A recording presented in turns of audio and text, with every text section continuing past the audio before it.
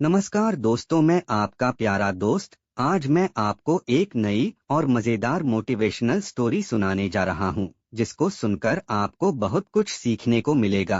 तो चलिए शुरू करते हैं।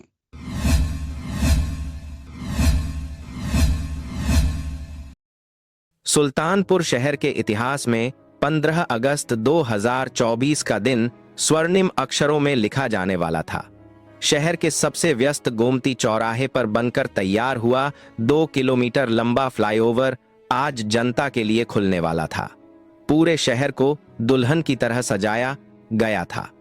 सड़क के दोनों तरफ लगे बिजली के खंभों पर तिरंगे झंडे लहरा रहे थे और बड़े बड़े होर्डिंग्स पर मुख्यमंत्री और स्थानीय मंत्री जगदीश प्रसाद की मुस्कुराती हुई तस्वीरें लगी थीं। इन पोस्टरों पर बड़े अक्षरों में लिखा था, विकास का नया अध्याय, 125 करोड़ की लागत से निर्मित आधुनिक इंजीनियरिंग का बेजोड़ नमूना। शहर के लोग उत्साहित थे। जो सफर पहले 40 मिनट में तय होता था, अब वह मात्र 5 मिनट में पूरा होने वाला था। सुबह के 10 बज रहे थे और उद्घाटन समारोह की तैयारियां अपने चरम पर थीं। ऊंचे मंच पर लाल कालीन बिछा था और वहां लगे लाउड स्पीकरों से देशभक्ति के गीत गूंज रहे थे। वीआईपी कुर्सियों पर शहर के बड़े अधिकारी, ठेकेदार और सफेद पोश नेता बैठे आपस में गुफ्तगू कर रहे थे। लेकिन इस उत्सव के शोर और चकाचौंध से दूर उसी पुल के अंधेरे और धूल भरे निचले हिस्से में 17 साल का आर्यन अपनी फटी हुई बोरी में कचरा जमा कर रहा था। आर्यन शहर की नजरों में सिर्फ एक कचरा बीनने वाला लड़का था, लेकिन उसकी आंखों में एक ऐसी चमक थी जो शायद उस मंच पर बैठे किसी भी इंजीनियर के पास नहीं थी।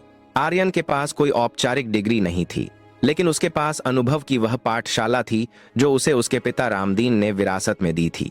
रामदीन शहर के सबसे पुराने और ईमानदार मिस्त्री थे।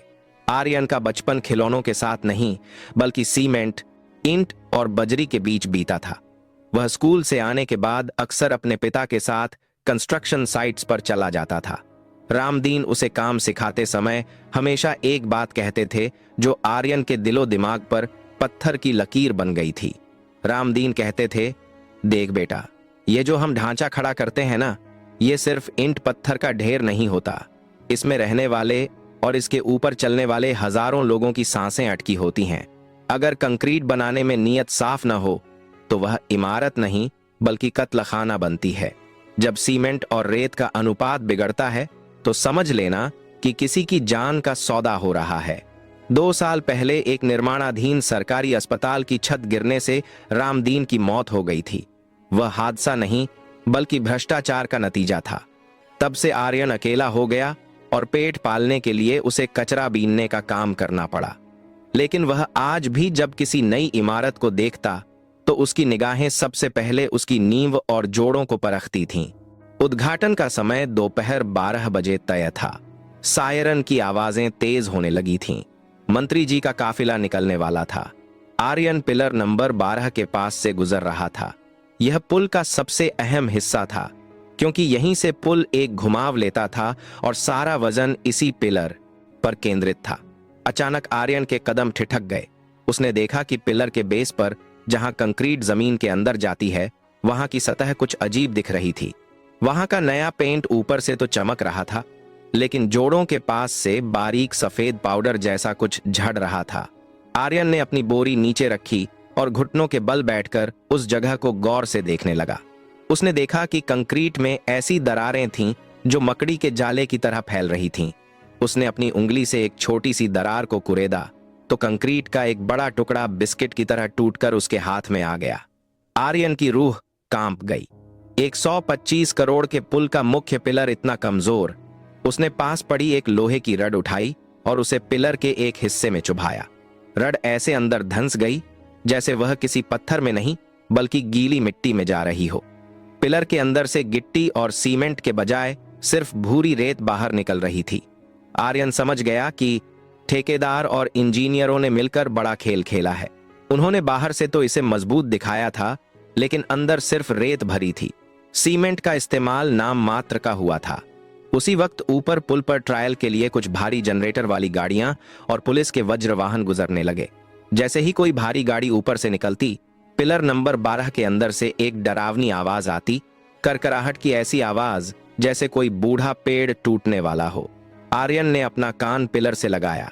उसे साफ महसूस हुआ कि पूरा पिलर थरथरा रहा है। यह कंपन सामान्य नहीं था, यह पुल की आखिरी सांसें थीं। आर्यन ने अपनी आंखों के सामने मौत का मंजर देखा।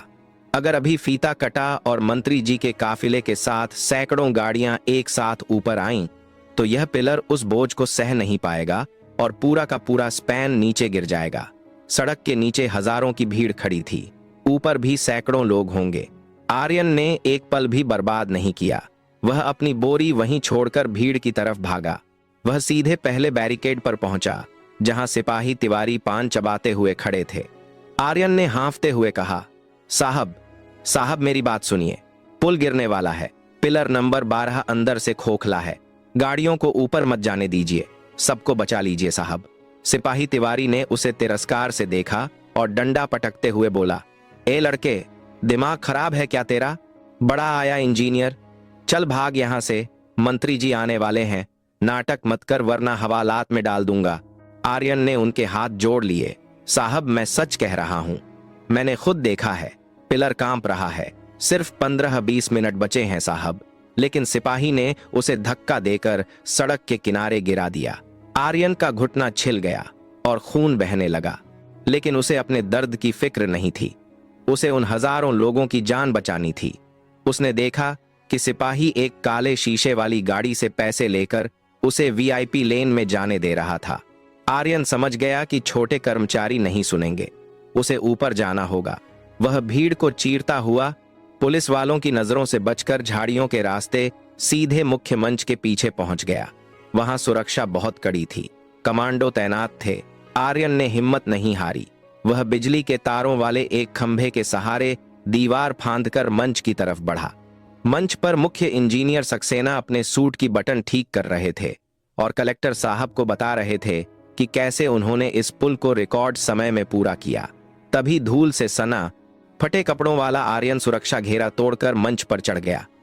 उसने चिल्लाकर कहा, रुक जाइए, यह पुल मौत का जाल है, पिलर नंबर 12 टूटने वाला है। मंच पर मौजूद हर शख्स सन्न रह गया। संगीत रुक गया। पत्रकारों के कैमरे आर्यन की तरफ घूम गए। इंजीनियर सक्सेना का चेहरा गुस्से से तमतमा उठा। उसने गार्ड्स को इशारा किया, इस पागल लड़के को नीचे उतारो। यह कौन है? सुरक्षा में इतनी बड़ी चूक कैसे हुई? 2 सुरक्षा कर्मियों ने आर्यन के हाथ पीछे से पकड़ लिए और उसे घसीटने लगे। आर्यन तड़पते हुए चिल्लाया, सक्सेना साहब, आप जानते हैं मैं क्या कह रहा हूं। पिलर नंबर 12 में आपने 40% सीमेंट की चोरी की है। आपने M40 ग्रेड के बजाय घटिया क्वालिटी का मसाला इस्तेमाल किया है। मैंने अपनी आंखों से देखा है, वह पिलर अभी कांप रहा है। अगर आप मुझे जेल बाती के भेजना चाहते हैं तो भेज दीजिए, लेकिन पहले एक बार वहां जाकर देख लीजिए। भगवान के लिए लोगों की जान मत लीजिए। आर्यन की बातें सुनकर कलेक्टर के माथे पर चिंता की लकीरें उभर आईं, लेकिन इंजीनियर सक्सेना ने स्थिति संभालने के लिए कहा, सर, यह सब विपक्ष की साजिश है। इस लड़के को पैसे देकर यहां तमाशा करने भेजा गया है। हमारा काम वर्ल्ड क्लास है। IIT से इसकी टेस्टिंग हुई है। इसे फौरन यहां से हटाइए। आर्यन को मंच से नीचे फेंक दिया गया। पुलिस ने उसे पकड़कर किनारे कर दिया। तभी दूर से सायरन गूंजने लगे। मंत्री जगदीश प्रसाद की गाड़ियों का लंबा काफिला आ चुका था। मंत्री जी ने मुस्कुराते हुए गाड़ी से बाहर निकलकर लोगों का अभिवादन किया। उनके हाथ में सोने की कैंची थी और सामने रेशमी लाल फीता। आर्यन जमीन पर पड़ा था। उसने अपनी आंखें बंद कर लीं। उसने अपना फर्ज पूरा किया था, लेकिन सिस्टम के अहंकार ने उसकी बात अनसुनी कर दी थी। तभी मंत्री जी ने फीता काटा। तालियों की गड़गड़ाहट से पूरा इलाका गूंज उठा। मंत्री जी की भारी बुलेट प्रूफ SUV ने पुल पर चलना शुरू किया। उसके पीछे 10 और भारी गाड़ियां थीं। जैसे ही मंत्री जी का वाहन पिलर नंबर 12 के ऊपर पहुंचा, अचानक एक ऐसी आवाज आई जैसे जमीन फट गई हो। सड़क के बीचों बीच एक बड़ी दरार पड़ी और पूरा का पूरा पुल ताश के पत्तों की तरह ढहने लगा। वह मंजर खौफनाक था। पिलर नंबर 12 रेत के ढेर की तरह बिखर गया। मंत्री जी की गाड़ी का पिछला हिस्सा हवा में लटक गया, लेकिन पीछे वाली 2 गाड़ियां सीधे नीचे गिर गईं। चारों तरफ धूल का गुबार और चीख पुकार मच गई। लोग अपनी जान बचाने के लिए इधर उधर भागने लगे। जो पुलिस वाले अभी आर्यन को पीट रहे थे, वे खुद अपनी जान बचाने के लिए भाग रहे थे। धूल कम हुई तो देखा गया कि पुल का लगभग 60 फीट का हिस्सा पूरी तरह गायब था। किस्मत से आर्यन के मंच पर किए गए हंगामे की वजह से उद्घाटन में 10 मिनट की देरी हो गई थी। अगर वह 10 मिनट पहले फीता कट गया होता तो पुल पर सामान्य ट्रैफिक शुरू हो जाता और मरने वालों की संख्या हजारों में होती। आर्यन की उस छोटी सी कोशिश ने सैकड़ों लोगों को पुल पर चढ़ने से रोक रखा था। जब कलेक्टर और कमिश्नर बदहवास होकर नीचे पहुंचे तो उन्होंने देखा कि आर्यन अभी भी वहीं खड़ा था। उसकी आंखों में आंसू थे। इंजीनियर सक्सेना वहां से भागने की कोशिश कर रहा था, लेकिन भीड़ ने उसे पकड़ लिया। कलेक्टर ने आर्यन के पास जाकर अपना सिर झुका लिया। उन्होंने कहा, बेटा, हमें माफ कर दो। हमने एक मासूम की सच्चाई पर यकीन नहीं किया और भ्रष्टाचार के कागजों पर भरोसा किया। तुम आज इस शहर के असली हीरो हो। मीडिया के लोग आर्यन को घेर चुके थे। एक न्यूज रिपोर्टर ने माइक उसके सामने किया और पूछा, आर्यन, तुम्हें कैसे पता चला कि यह पुल गिर जाएगा? आर्यन ने कैमरे की तरफ देखते हुए कहा, साहब, मेरे पिता कहते थे कि जब नीयत में खोट हो तो इमारतें कांपती हैं। मैंने उस पिलर का कांपना महसूस किया था। यह पुल सीमेंट से नहीं, कमीशन के पैसों से बना था। आज जो गिरा है वह सिर्फ पुल नहीं है, वह इन भ्रष्ट अधिकारियों का गुरूर है। अगले दिन पूरे देश में आर्यन की बहादुरी की चर्चा थी। सरकार ने आनन फानन में जांच बैठाई और पाया कि वाकई पिलर के निर्माण में बड़े पैमाने पर धांधली हुई थी। ठेकेदार और इंजीनियर सक्सेना को जेल भेज दिया गया। मंत्री जी को अपनी कुर्सी छोड़नी पड़ी। सरकार ने आर्यन को 5 लाख रुपए और एक सरकारी घर देने की घोषणा की। लेकिन आर्यन जब कलेक्ट्रेट दफ्तर पहुंचा तो उसने वह चेक लेने से मना कर दिया।